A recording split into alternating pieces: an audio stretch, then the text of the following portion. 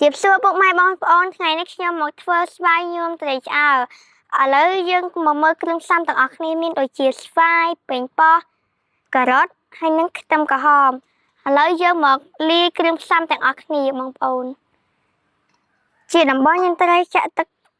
ត្រីកោះកង់ចូលបន្ទាប់មកយើងចាក់ត្រីឆ្អើចូលហើយគ្រឿងផ្សំចុងក្រោយគឺស្លឹកគឺជាជីបងប្អូនបន្ទាប់ពីដាក់ជីហើយយើងត្រូវកូរច្រវាល់វាឲ្យសព្វ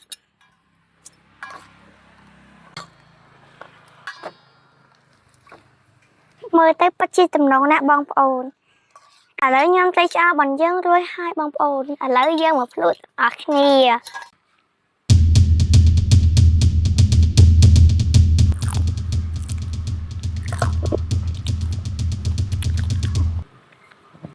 ពិតជាមានរសជាតិឆ្ងាញ់ណាស់ខ្ញុំសូមឲ្យមេដៃមួយ